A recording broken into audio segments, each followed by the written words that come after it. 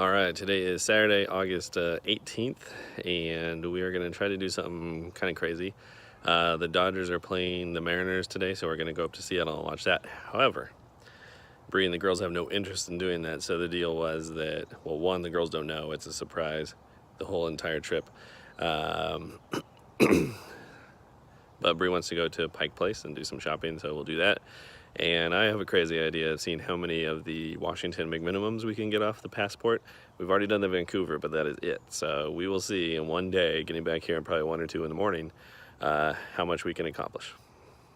All right, we got to stop it right there because a lot of those things didn't really go according to plan.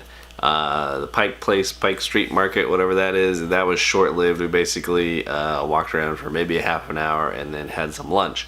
The McMinimums, we got to 2 different places, Centralia and Olympia. Finished those off. That was nice. We also got to hang out at the Capitol building there a little bit. There's a fountain. The girls really like that.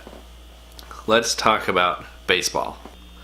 Okay, so first off, we were there to see the Dodgers and the Mariners, but we were there to see the Dodgers. That's why we went. Dodgers are my team, as you can see right here.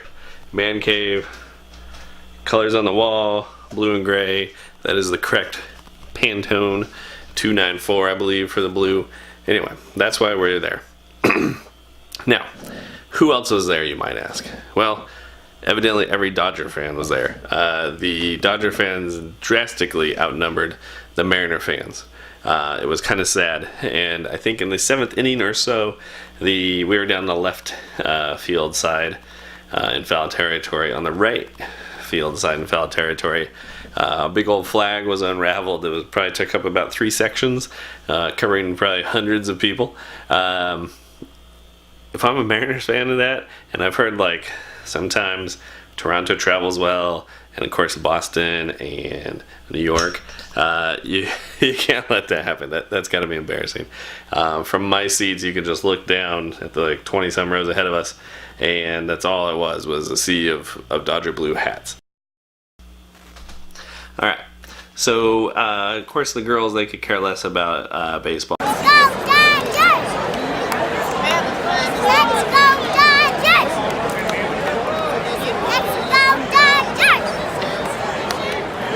So they basically horsed around, ate a bunch of garbage, and had a pretty good time.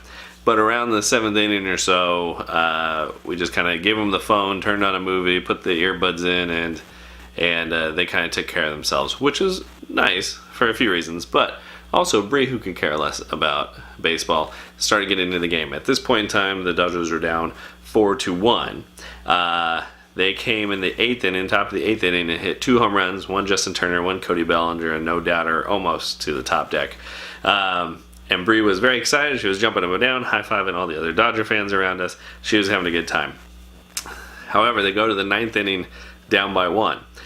The Mariners have a very nice, very good closer, Edwin Diaz, who I think has closed 47 saves or something like that, and only had like 3 blown saves, only gave 3 home runs all year. Max Muncy gets up there, hits a nice home run right off of him on a 3-2 count to tie up the game. We're headed to extra innings. All right, so what happens in the extra innings, you might ask? So we go to the 10th inning. Dodgers don't score any runs.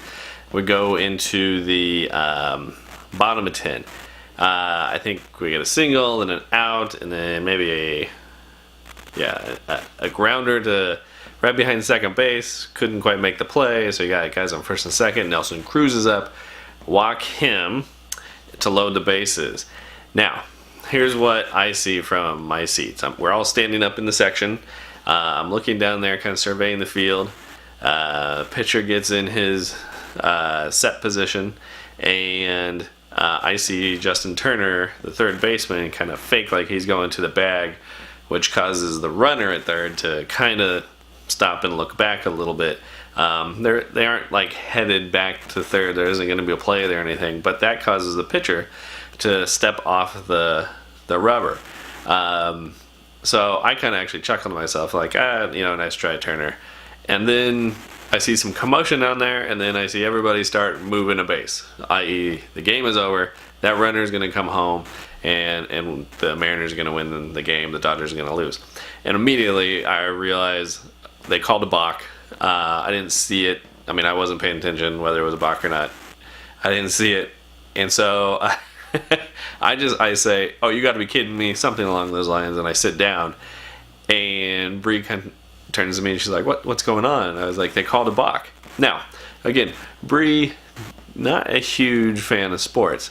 Over our relationship together, I've talked about sports a lot. We've gone over a lot of rules, and the balk is one of those things. And somehow, the last decade or so, since she's heard this term, hates the rule. I don't know if it's a conceptualization of the rule or she just thinks it's dumb. But I found it funny, even though the Dodgers lost, that it lost on a balk. So she actually got to see that. They don't happen that often to begin with.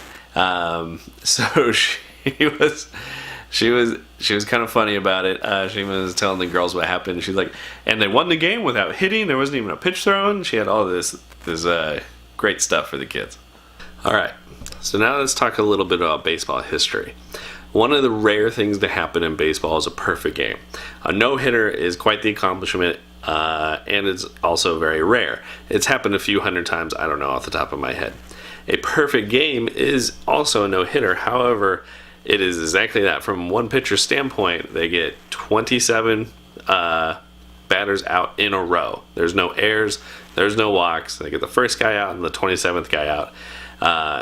And it's the minimum number of batters you can face, and it's got to be in a row. That has happened 23 times. I was lucky enough in my lifetime to see one of these performances live. It was pretty interesting. I was down in 2012 in San Francisco to watch the U.S. Open at the Olympic Club in San Francisco. We were there for the Thursday night. Either Thursday night or Wednesday night, I forget which night it was. We decided to go watch the Giants game. And there Matt Cain threw his perfect game. Do it!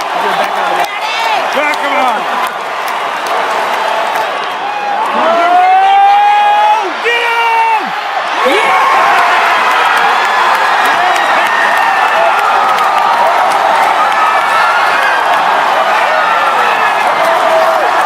So that was pretty cool. I saw one of perfect game, one of the 23 perfect games that's ever happened.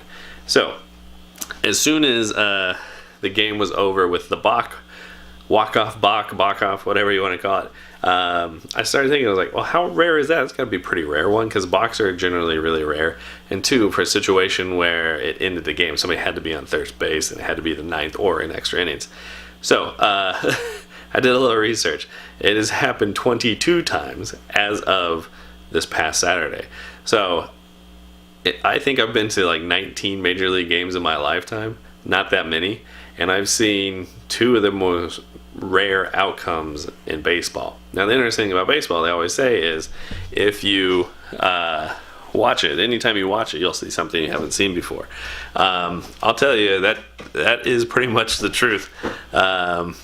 So I'm bummed that they lost, but I got to see a piece of history. They also beat the Mariners 11-1 the day before and 12-1 the day after, so that was nice. It's getting towards the end of the season. They need to stop dropping games. But seeing the piece of history is pretty cool. A couple other quick trivia facts for you as far as balks go, or walk-off balks, is that the Dodgers have been, out of the 22, have been part of 5 of those. They were part of the first one that they lost, and obviously now the most recent one, which they also lost. The other 3 they've been part of, they've all won. So that's nice, I guess. And this goes back to the research I saw was back to 1914. So just over 100 years, 22 times. It was kind of a cool thing to see. Talk to you guys later.